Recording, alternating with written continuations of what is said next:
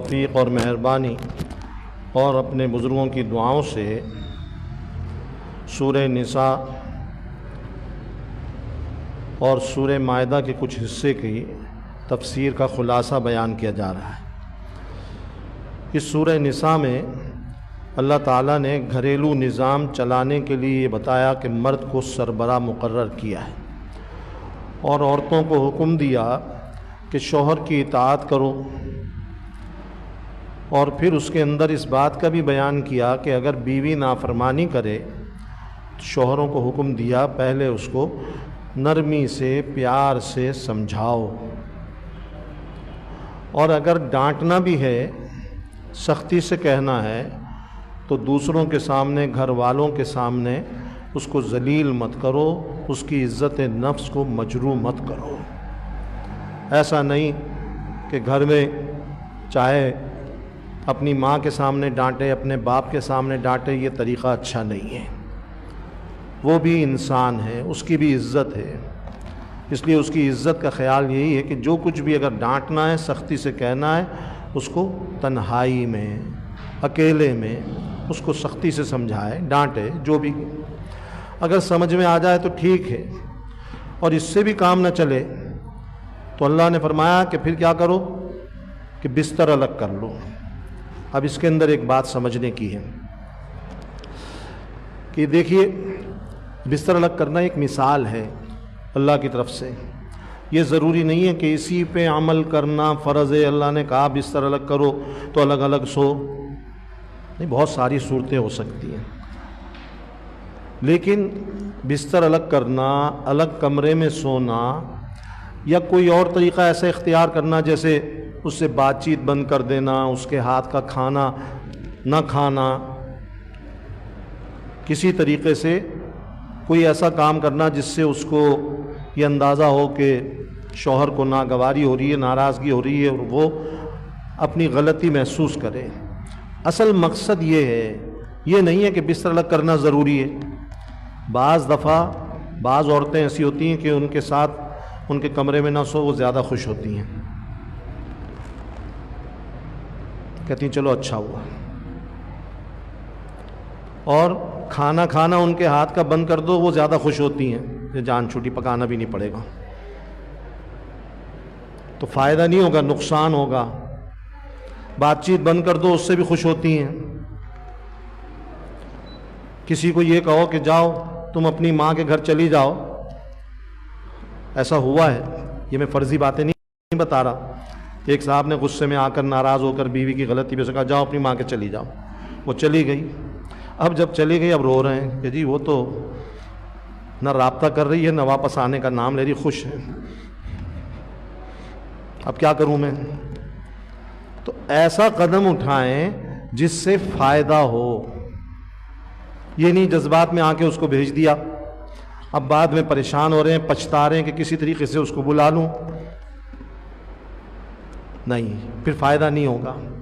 سوچ سمجھ کے، جذبات میں تو ایک تو غصے میں تو قدم اٹھانا نہیں چاہیے، اس سے نقصان، غصے یاد رکھیے، غصے میں جو کام کیا جائے گا، جو قدم اٹھایا جائے گا، اس میں نقصان ہوگا، پچھتائے گا آدمی۔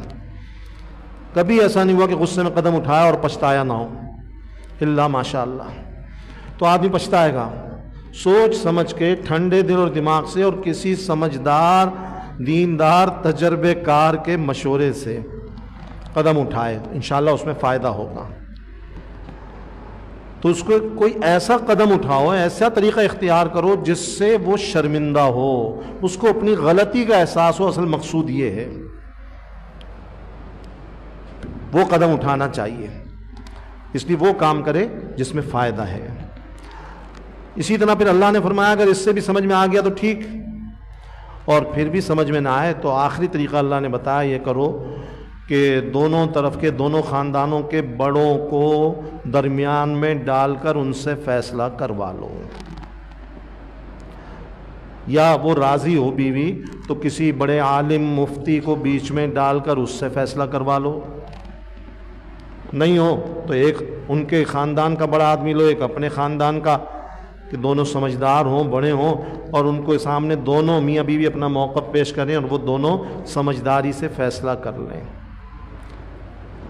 تو اس میں بھی اللہ نے فرمایا کہ اس میں بھی صلح کی امید ہے کہ صلح ہو جائے گی، بہتر ہے۔ اور وہ بالکل آخری انتہائی قدم ہے کہ ساری سمجھانے کی، نرمی کی، سختی کی، سزا دینے کی، بیچ میں بڑوں کے ڈالنے کی سب صورتیں ہو چکی۔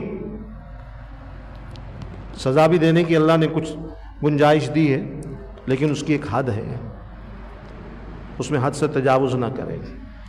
ساری صورتیں ہو گئی اور پھر بھی سمجھ میں نہیں آ رہا، پھر آخری جو ہوتا ہے وہ آخر میں ہوتا ہے طلاق۔ یہ نہیں کہ پہلے ہی قدم ہمارے ہاں طلاق کا اٹھا لیا جاتا ہے، وہ غلط گناہ ہے۔ اب اس کے اندر ایک بات اور سمجھنے کی ہے، وہ سمجھ لیں، بہت ضروری بات ہے، اہم بات ہے۔ دیکھیے میاں بیوی کا معاملہ ہو، یہ بات جو میں آگے بتانے والا ہوں اس کے اندر بھی یہ بات ہوتی ہے۔ دو بھائیوں میں معاملہ ہو، باپ بیٹے میں، اولاد میں، ماں باپ میں معاملہ ہو، جی ایک گھر والوں میں، خاندان والوں میں، پڑوسیوں میں، مسلمانوں میں، دو مسلمانوں کے فریقوں میں، دو خاندانوں میں، کسی میں بھی معاملہ بدمزگی ہو گئی، رنجش ہو گئی، لڑائی ہو گئی، میاں بیوی کی بھی ہو سکتی ہے، کسی دو دوستوں کی بھی ہو سکتی ہے، اس کے اندر حدیث میں آتا ہے، نبی کریم صلی اللہ علیہ وسلم نے فرمایا کہ کوشش کرو کس کی؟ دونوں کو جوڑنے کی۔ اللہ کو یاد رکھیے، ایک بات مختصر لفظوں میں بتا رہا ہوں، اللہ کو جوڑ پسند ہے، الفت پسند ہے، محبت پسند ہے، ملانا پسند ہے، توڑ اللہ کو پسند نہیں ہے۔ آپس میں لڑوا دینا یہ اللہ کو پسند نہیں ہے۔ اب کیا ہوتا ہے جب آدمی غصے میں ہوتا ہے نا، دو دوست بھی لڑ گئے تو غصے میں کیا ہوتا ہے، ایک دوسرے کو برا بھلا کہتے ہیں، برائیاں کرتے ہیں، تہمت بھی لگا دیتے ہیں ایک دوسرے پہ، اور جب تک غصہ ہوتا ہے دل میں برا کہتے رہتے ہیں۔ اب ایک آدمی کے سامنے ایک دوست نے دوسرے دوست کو برا کہہ دیا، میاں بیوی لڑ گئے، شوہر غصے میں آ گیا، باہر نکل کے اپنے دوستوں کے سامنے اپنی بیوی کو برا کہہ دیا، اس نے، بیوی نے اپنے سہیلیوں کے سامنے برا کہہ دیا اپنے شوہر کو۔ اب جس نے سن لیا اس نے تو سنا ہے واقعی شوہر نے برا کہا بیوی کو، اب وہ جا کر بیوی کو بتائے کہ جی میں نے اپنے کانوں سے سنا، میں حلف اٹھاتا ہوں، قسم کھاتا ہوں، تمہارے شوہر نے تمہارے بارے میں یہ الفاظ استعمال کیے۔ بول بالکل سچ رہا ہے، 100% سچ، لیکن اس سچ کا نتیجہ کیا ہوگا؟ یہ سچ بولنے والے نے کبھی سوچا؟ اس سچ کا نتیجہ یہ ہوگا کہ مزید اور دوری پیدا ہوگی، نفرت اور بڑھے گی، توڑ پیدا ہوگا، لڑائی بڑھے گی، بغض بڑھے گا، عداوت بڑھے گی۔ ایسے سچ کا کوئی فائدہ نہیں، میں صاف بتا رہا ہوں، ایسا سچ بولنے میں کوئی ثواب نہیں، گناہ ہوگا۔ یہ سچ جو دو میاں بیوی کو لڑا دے، دو بھائیوں کو لڑا دے، دو مسلمانوں کو لڑا دے، دو خاندانوں کو لڑا دے، یہ سچ اللہ کو پسند نہیں ہے۔ اس سے بہتر صاف بتا رہا ہوں وہ جھوٹ ہے جو میاں بیوی کو آپس میں جوڑ دے، اس سے بہتر وہ جھوٹ ہے جو دو بھائیوں کو آپس میں جوڑ دے اور دونوں کے دلوں سے کینہ اور نفرت اور بدگمانی، غلط فہمی اور عداوت کو نکال دے۔ کس طرح؟ برائی تو کی شوہر نے، بیوی نے برائی کی شوہر کی، شوہر نے کی بیوی کی، لیکن کوئی جاتا ہے اور بیوی کے سامنے کہتا ہے کہ نہیں تمہیں تو غلط فہمی ہے، میں نے تو خود سنا تمہارا شوہر تو تمہاری تعریفیں کر رہا تھا۔ بول رہا ہے غلط، جھوٹ بول رہا ہے، اپنی طرف سے بنا کے بول رہا ہے، لیکن نیت اچھی ہے، وہ کام اچھا کر رہا ہے، یاد رکھیے ثواب کا کام کر رہا ہے۔ شوہر کو جا کے کہتا ہے کہ تم غلط فہمی کا شکار ہو، تمہاری بیوی تو بڑی تعریف کر رہی تھی تمہاری، اپنی غلطی کا اس کو احساس تھا۔ کیا ہوتا ہے آج ہمارے ہاں، ہم بعض لوگ تو جھوٹ بول کر اور بعض لوگ سچ بول کے دونوں کے درمیان نفرتیں بڑھا دیتے ہیں، دوریاں اور پیدا کر دیتے ہیں، توڑ اور پیدا کر دیتے ہیں، عداوت اور بغض اور کینہ اور پیدا کر دیتے ہیں۔ اس سچ کا کوئی فائدہ نہیں، اس سچ میں کوئی ثواب نہیں۔ حدیث میں آیا ہے، حدیث کی بات بتا رہا ہوں میں، نبی کریم صلی اللہ علیہ وسلم فرمایا کہ اگر کوئی شخص اپنی طرف سے کوئی جھوٹی بات بنا کر میاں بیوی کے درمیان جو نفرتیں وہ ختم کرائے، دو بھائیوں میں نفرتیں ختم کرائے، دو خاندانوں میں نفرتیں ختم کرائے، دو پڑوسیوں میں نفرتیں ختم کرائے، ان کے درمیان عداوت کو ختم کرے، لڑائی جھگڑے کو ختم کرے، کینے اور بغض کو ختم کرے، جوڑ کی صورت پیدا کر دے، یہ اللہ کو زیادہ پسند ہے، اس پر اس کو زیادہ ثواب ملے گا۔ اس لیے ایسا سچ نہ بولیں۔ ہر آدمی کا اپنا مزاج ہوتا ہے۔ اور ایک مثال دے دوں، شوہر نے بیوی کو منع کیا غصے میں آ کر کہ تم اپنی ماں کے نہیں جانا، جی اپنے بھائی کے نہیں جانا، اپنی بہن کے نہیں جانا، کہہ دیا اس نے غصے میں، اور بیوی کو اس کا خیال رکھنا چاہیے لیکن وہ بھی غصے میں آ گئی یا چھپ کر چلی گئی۔ شوہر کو پتہ نہیں تھا، اب ایک آدمی کو پتہ چل گیا، کسی عورت کو پتہ چل گیا، وہ گئی ہے، اس نے جا کے شوہر کو بتایا، دیکھا تم نے منع کیا تھا، اس نے وہی کام کیا۔ تو یہ جو بتانے والا مرد ہو یا عورت ہو، یہ اللہ کو پسند نہیں۔ ہاں کوئی ایسا بہت ہی برا کام ہے، فحش کام ہے، غلط کام ہے، بہت بڑے گناہ کبیرہ کا کام ہے کہ جس میں مرد مبتلا ہو گیا یا عورت مبتلا ہو گئی، اور اگر نہیں بتائیں گے تو نقصان ہوگا، مزید برائی کی عادت پختہ ہو جائے گی، وہ بتا دیں لیکن اس میں بھی اصلاح کے پہلو کو سامنے رکھ کر سوچ سمجھ کے بتائے۔ اللہ نہ کرے، خدا نہ خواستہ، کوئی عورت غلط عادت میں مبتلا ہو گئی، کسی سے غلط دوستی ہو گئی، اور وہ غلط آدمی اس کے گھر میں آتا ہے ملنے، اس کے شوہر کو پتہ نہیں، تو اگر شوہر کو بتایا تو کیا ہوگا؟ ہمارے ہاں لوگ غصے میں جذبات میں آگے قتل کر دیتے ہیں، بہت واقعات ہیں ایسے۔ اور پھر قتل کا انجام کیا ہوگا؟ بیوی کو بھی قتل کر دیا، اس کو بھی قتل کر دیا، اور خود جیل میں چلے گئے۔ گھر تو تباہ ہو گیا نا۔ فائدہ کیا ہوا؟ جس نے بتایا اس نے کیا فائدہ کیا؟ مجھے بتائیں کیا ہوا؟ پورا گھر تباہ ہو گیا۔ یہ اصلاح کا طریقہ نہیں ہے۔ اصلاح کا طریقہ یہ ہے کہ کسی ایسے سمجھدار شخص کو بتائیں جو ان کے خاندان کا ہو، ان کا جاننے والا ہو، جو اس برائی کو ختم کرے اور ان کے درمیان اصلاح کی صورت پیدا کرے، اس برائی کا خاتمہ کرے، نہ یہ کہ قتل و غارت اور جیل کی اور سزاؤں کی نوبت آ جائے۔ یہ کوئی کام اچھا نہیں ہے۔ اس لیے سچ بولنے والے بھی سوچ سمجھ کے سچ بولیں کہ جی ہم تو سچ بول رہے ہیں، بالکل سچ بول رہے ہیں، کوئی شک نہیں اس میں، لیکن ایسا سچ جو نفرتیں بڑھا دے، جو بدگمانیاں اور بڑھا دے، عداوتیں بڑھا دے، غلط فہمی اور بڑھا دے، یہ سچ یاد رکھیے گناہ ہے، گناہ ہے، گناہ ہے۔ اس سچ کا کوئی فائدہ نہیں۔